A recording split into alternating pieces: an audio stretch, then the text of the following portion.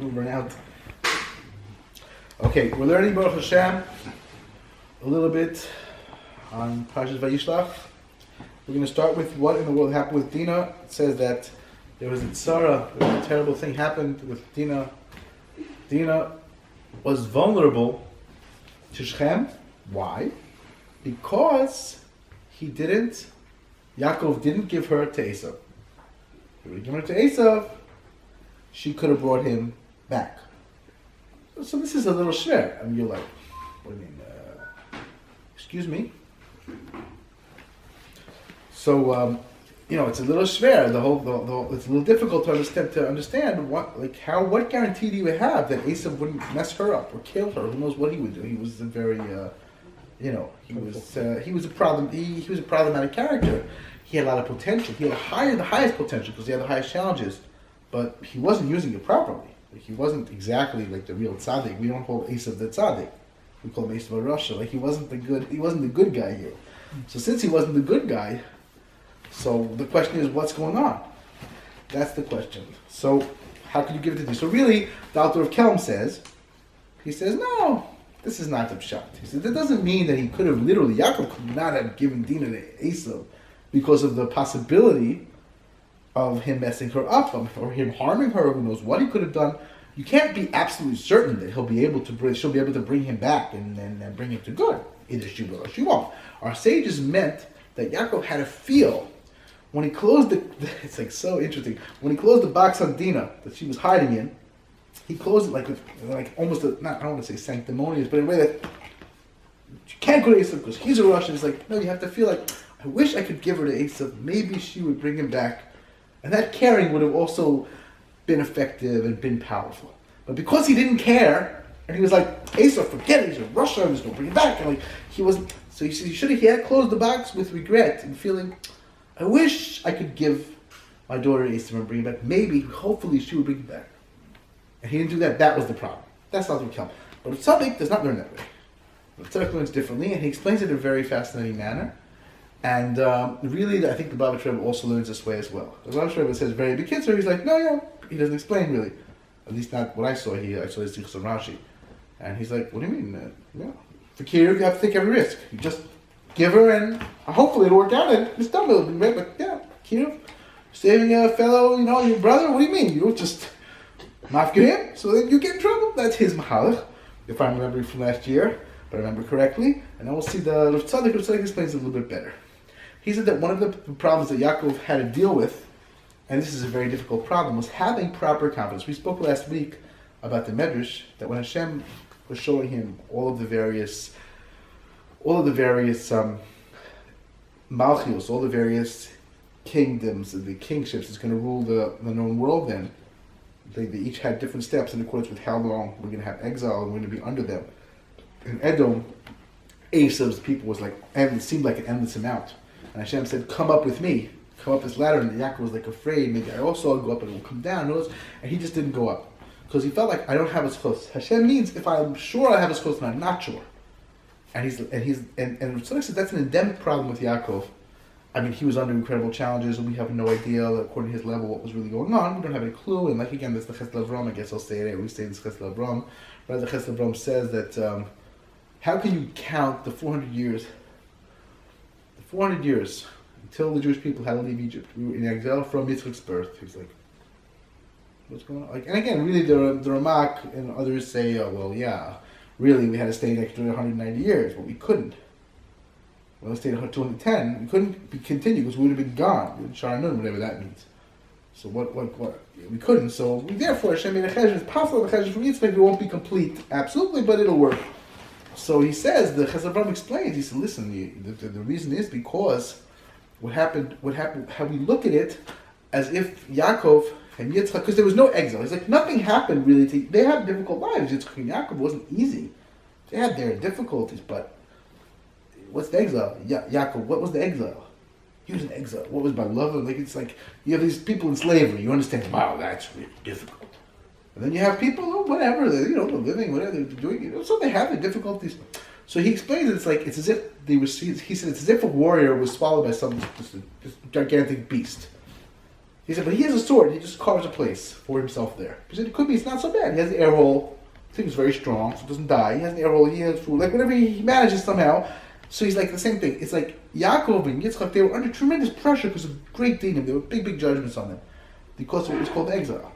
And they're forming the Jewish people. So any little tiny mistake made like unbelievable repercussions for them, for everyone. It was not a simple thing.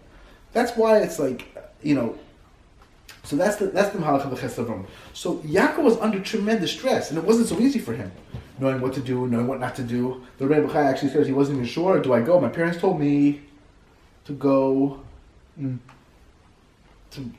find a wife. Do I learn in 14 years? Can I learn anything? Can I sit and learn now? Can't I? He went to Hebron and tried to work it out. He totally got this epiphany. Yes. So yes, I should go learn. And he went to learn. He wasn't sure. There's a lot of things he wasn't sure. He was right about that. And there were other things that it was like, so because he was under tremendous stress, tremendous pressures, which we can't begin to understand. So it's not really the same as any person. But Yaakov was afraid. He's like, I don't know. I'm not sure. There were other things he said. I don't know how, he wasn't botech. He wasn't sure of his chus. And that was good. He's saving it for his children. Very good that you're not sure. Here by the ladder specifically, it wasn't good that he wasn't sure. It was very hard for him to figure that out, to tell. It wasn't so simple. So, he's like so complicated. It's like a whole, because and it's the same thing with Dinah. He said with Dinah, he had to know his children, they're all Shalim. Your children, everyone who came out of Yaakov was perfect. So, no problem. She'll deal with Eisav, even Eisav. But he didn't have the confidence. He just wasn't sure. He's like, just like by the ladder. He said, these are the two places where you need to be more confident. You need to be sure. And like, I can do it. And he just wasn't. So that's pretty much in a nutshell what Rav Tzaddok, how Rav Tzaddok explains. He said Dinah was the kind of Din Kodesh of Holy Dinim. We'll see more about that in a minute with the Kamana and with Shem. But so Yaakov had to be decisive and say, give it Eisav, it'll work. He didn't, so she became susceptible to Shem and all these inyanim. It became harder. That's how he explains.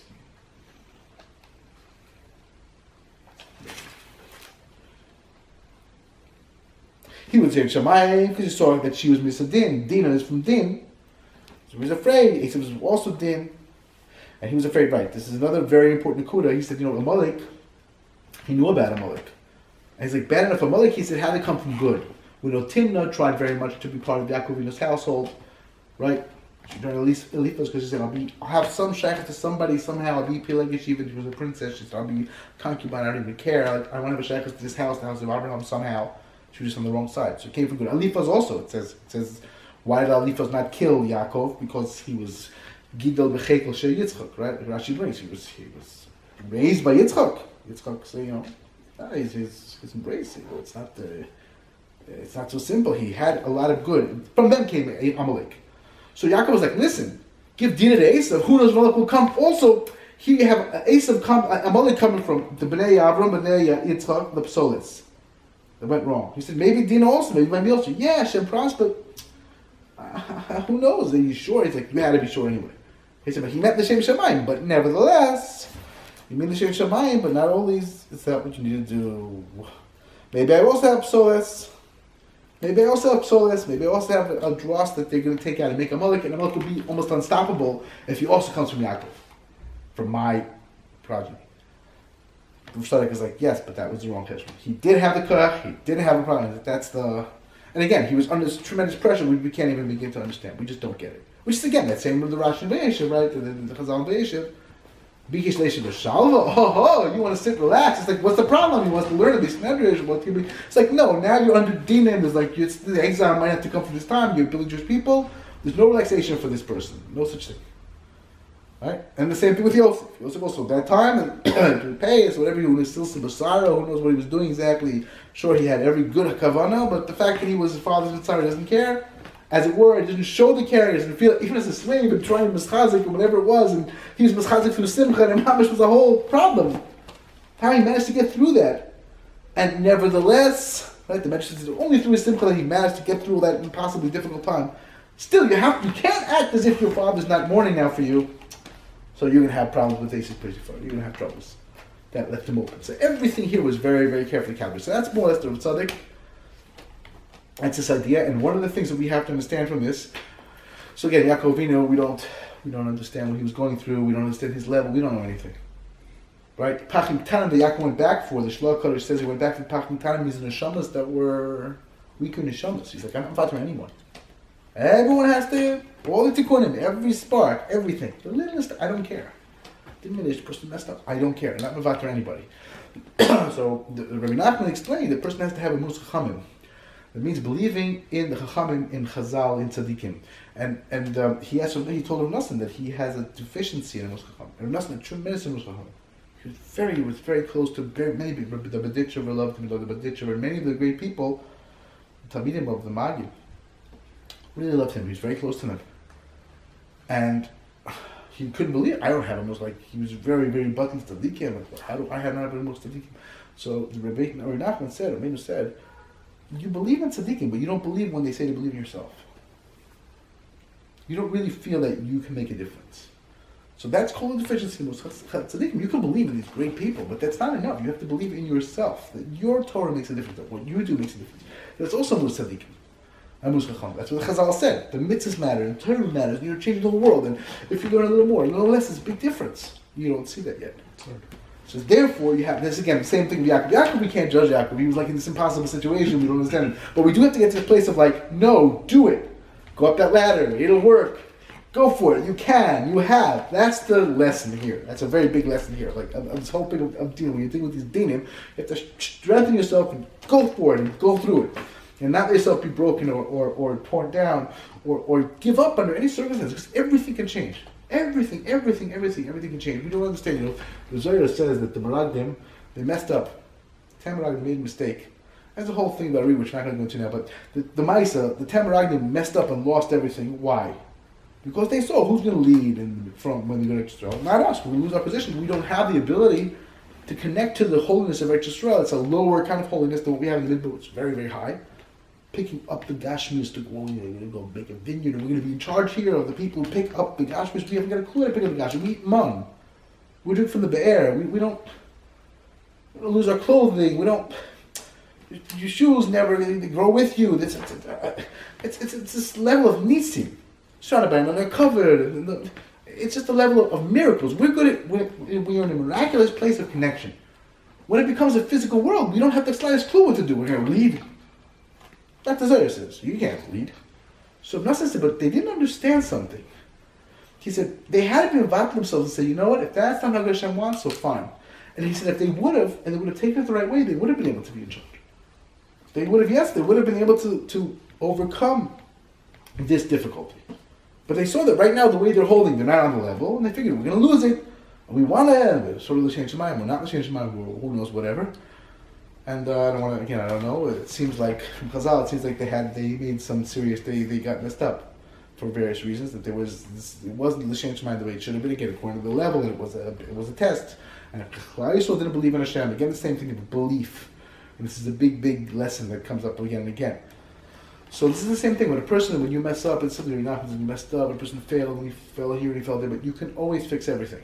But you need to start again. You need to have the confidence and belief that I can change and I can make a difference. That's the kitzur. And that's really, the real emunas chachomim means you know that's the truth. And that's what Rebbe Nachman says. He says, really believing in the tzaddik also means you never give up. He's not just trying to feed you a line of bologna so that, don't mess up, don't ruin anything else. You are hopeless, but don't ruin anything. It's like, no. Literally, you have every hope and you can change everything around. It's all possible. This is not a damage control Dvar Torah. This is the reality. You can change everything. It's all possible because we all feel it's very easy for us to believe that we can destroy.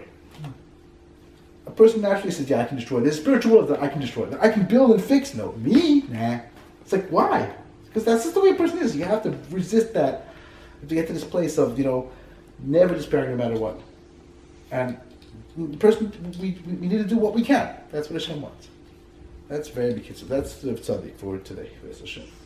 Okay, so do you mind shutting off? We'll do combine that.